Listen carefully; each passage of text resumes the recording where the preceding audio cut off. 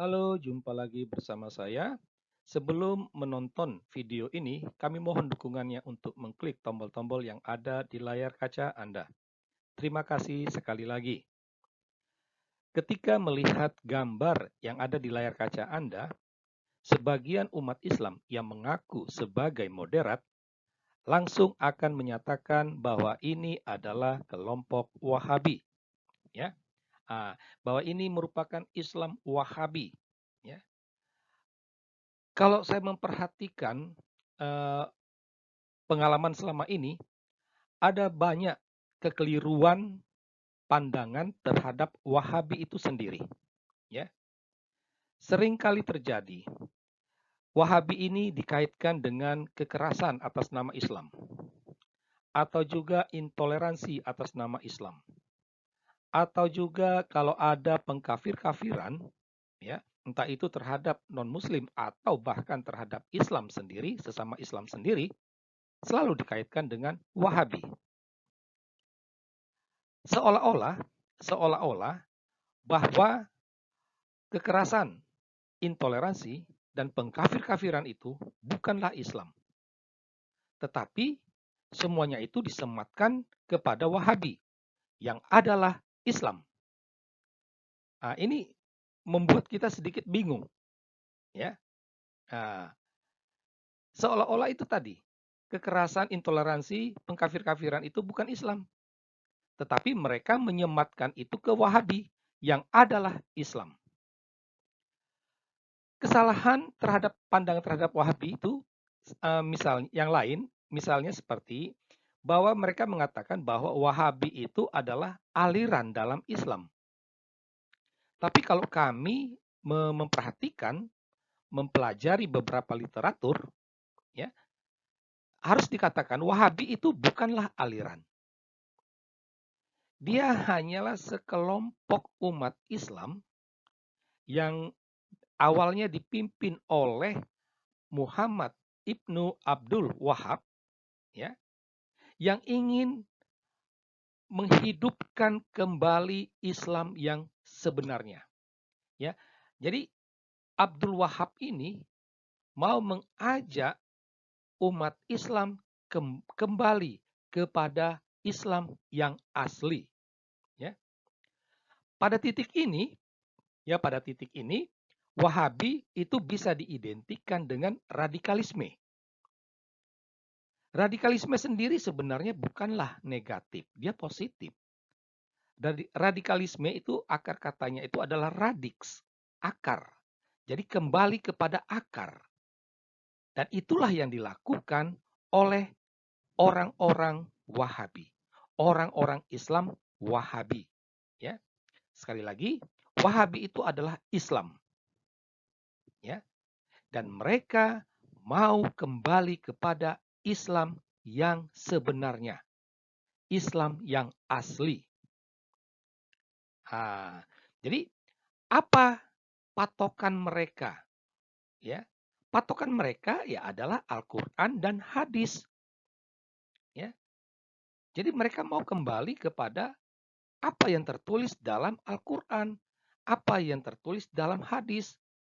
Pada titik ini, pada titik ini seringkali kelompok Islam moderat mengatakan bahwa Wahabi salah menafsirkan Al-Quran. Padahal kalau dilihat, ditelaah, orang Wahabi tidak melakukan penafsiran terhadap Al-Quran. Ya, mereka tidak melakukan. Justru Islam moderat melakukan penafsiran yang bagi Wahabi itu keliru, tidak sesuai dengan kehendak Allah. Ya, itu. Jadi harap diingat, Wahabi tidak melakukan penafsiran. Mereka melakukan apa yang tertulis dalam Al-Quran. Jadi, bisa dikatakan, dalam Al-Quran itu ada banyak ajaran yang berisi tentang kekerasan, intoleransi, dan pengkafir-kafiran. Dan semuanya itu merupakan kehendak Allah. Karena apa? Karena apa yang tertulis dalam Al-Quran itu merupakan kata-kata Allah sendiri.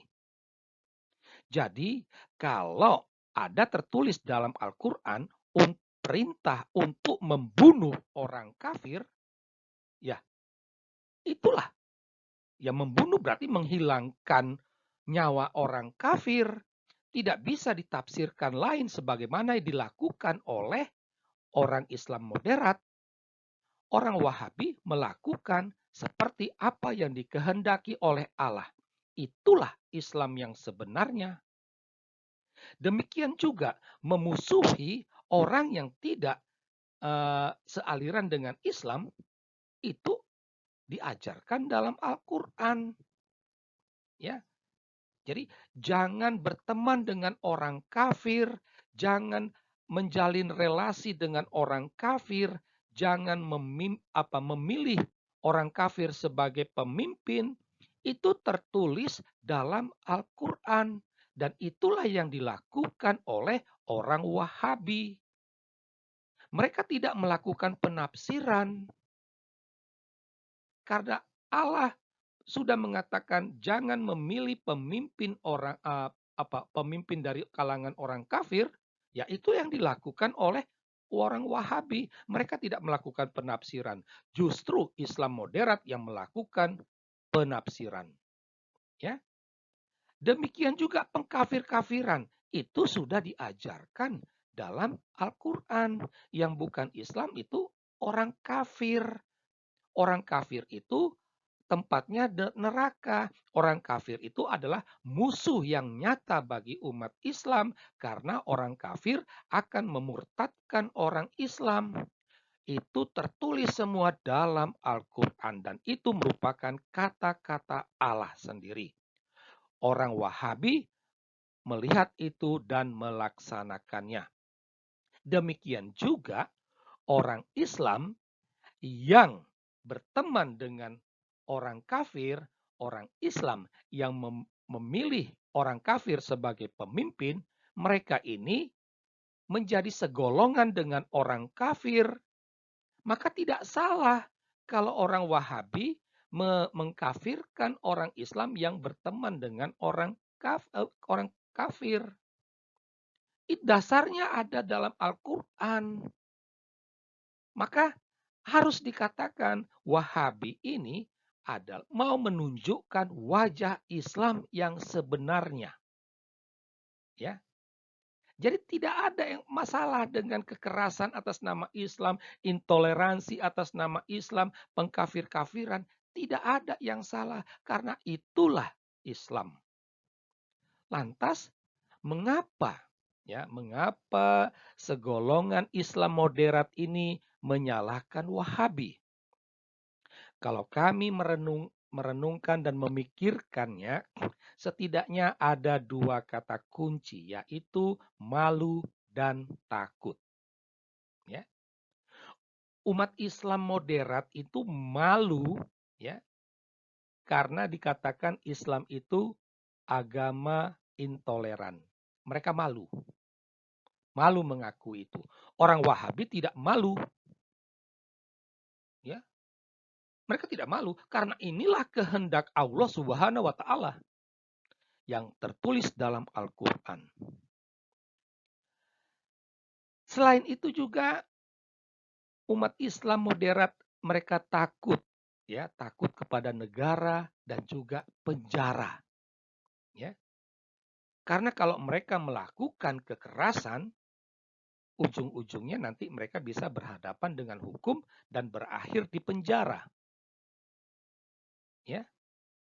Kalau mereka membunuh orang kafir, ya, ujung-ujungnya takut mereka berakhir di penjara. Mereka takut. Orang Wahabi tidak takut. Mereka lebih takut kepada Allah Subhanahu wa taala daripada kepada negara. Lantas, mana yang benar? Mana yang salah? Bagi kami, tidaklah salah. Janganlah kita menyalahkan Wahabi ketika mereka menampilkan wajah agamanya yang sebenarnya. Sekian dan terima kasih.